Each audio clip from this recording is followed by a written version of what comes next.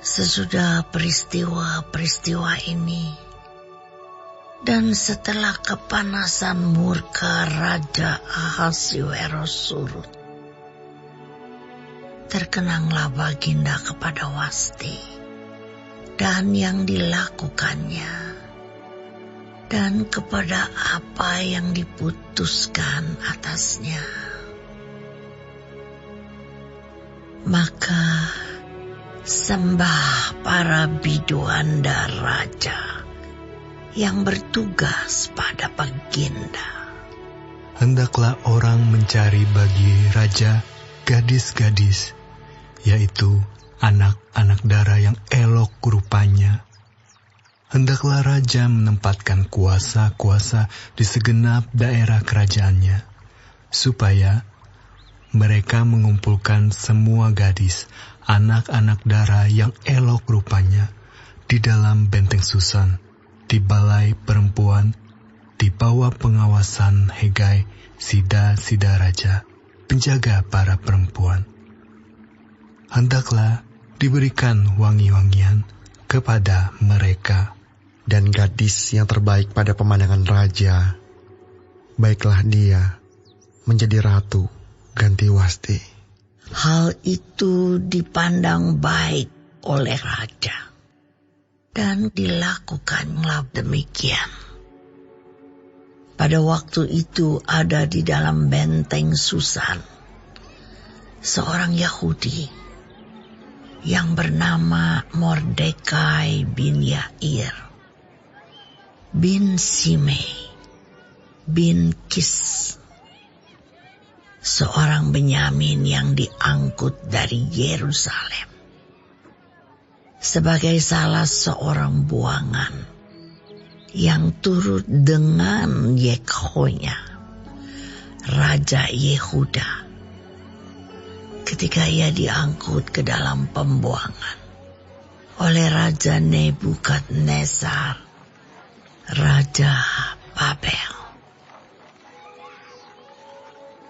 Mordekai itu pengasuh Hadasa, yakni Ester, anak saudara ayahnya. Sebab anak itu tidak beribu bapa lagi. Gadis itu elok perawakannya dan cantik parasnya. Ketika ibu bapanya mati, ia diangkat sebagai anak oleh Mordekai. Setelah titah dan undang-undang raja tersiar, dan banyak gadis dikumpulkan di dalam benteng Susan, di bawah pengawasan Hegai, maka Ester pun dibawa masuk ke dalam istana raja, di bawah pengawasan Hegai, penjaga para perempuan. Maka gadis itu sangat baik pada pemandangannya dan menimbulkan kasih sayangnya, sehingga Hegai segera memberikan wangi-wangian dan pelabur kepadanya, dan juga 7 orang dayang-dayang yang terpilih dari isi istana raja. Kemudian memindahkan dia dengan dayang-dayangnya ke bagian yang terbaik di dalam balai perempuan. Ester tidak memberitahukan kebangsaan dan asal-usulnya, karena dilarang oleh Mordekai. Tiap-tiap hari berjalan-jalanlah Mordekai di depan pelataran balai perempuan itu untuk mengetahui bagaimana keadaan Ester dan apa yang akan berlaku atasnya.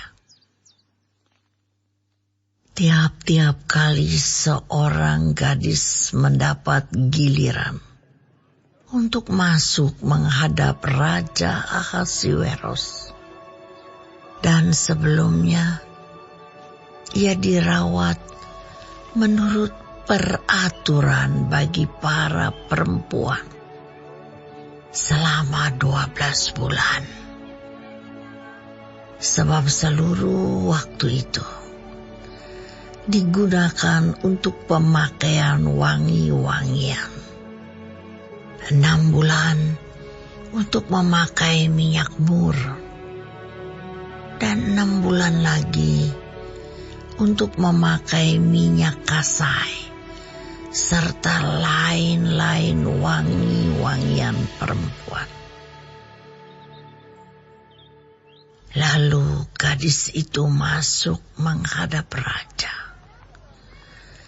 Dan segala apa yang dimintanya harus diberikan kepadanya untuk dibawa masuk dari balai perempuan ke dalam istana raja. Pada waktu petang ia masuk, dan pada waktu pagi ia kembali.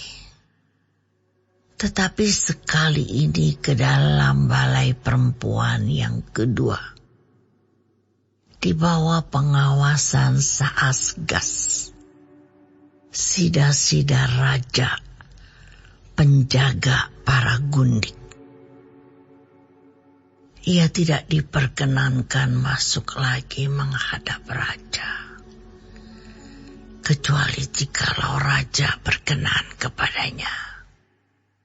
Dan ia dipanggil dengan disebutkan namanya. Ketika Ester, anak Abihail, yakni saudara ayah Mordekai, yang mengangkat Ester sebagai anak, mendapat giliran untuk masuk menghadap raja, maka ia tidak menghendaki sesuatu apapun selain daripada yang dianjurkan oleh Hegai, sida-sida raja, penjaga para perempuan. Maka Ester dapat menimbulkan kasih sayang pada semua orang yang melihat dia. Demikianlah Ester dibawa masuk menghadap Raja Ahasiweros ke dalam istananya pada bulan yang ke-10, yakni bulan Tebet, pada tahun yang ke-7 dalam pemerintahan Baginda. Maka Ester dikasihi oleh Baginda lebih daripada semua perempuan lain. Dan ia beroleh sayang dan kasih Baginda lebih daripada semua anak dara lain. Sehingga Baginda mengenakan mahkota kerajaan ke atas kepalanya dan mengangkat dia menjadi ratu ganti Wasti. Kemudian diadakanlah oleh Baginda suatu perjamuan bagi semua pembesar dan pegawainya, yakni perjamuan karena Ester. Dan Baginda menitahkan kebebasan pajak bagi daerah-daerah serta mengaruniakan anugerah sebagaimana layak bagi raja. Selama anak-anak dara dikumpulkan untuk kedua kalinya, Mordekai duduk di pintu gerbang istana raja. Adapun Ester tidak memberitahukan asal-usul dan kebangsaannya, seperti diperintahkan kepadanya oleh Mordekai. Sebab Ester tetap berbuat menurut perkataan Mordekai, seperti pada waktu ia masih dalam asuhannya. Pada waktu itu, ketika Mordekai duduk di pintu gerbang istana raja, sakit hatilah Bigtan dan Teres, dua orang sida-sida raja yang termasuk golongan penjaga pintu. Lalu berikhtiarlah mereka untuk membunuh Raja Ahasuerus. Tetapi perkara itu dapat diketahui oleh Mordekai, lalu diberitahukannya kepada Ester sang ratu. Dan Ester mempersembahkannya kepada raja atas nama Mordekai. Perkara itu diperiksa dan ternyata benar. Maka kedua orang itu disulakan pada tiang.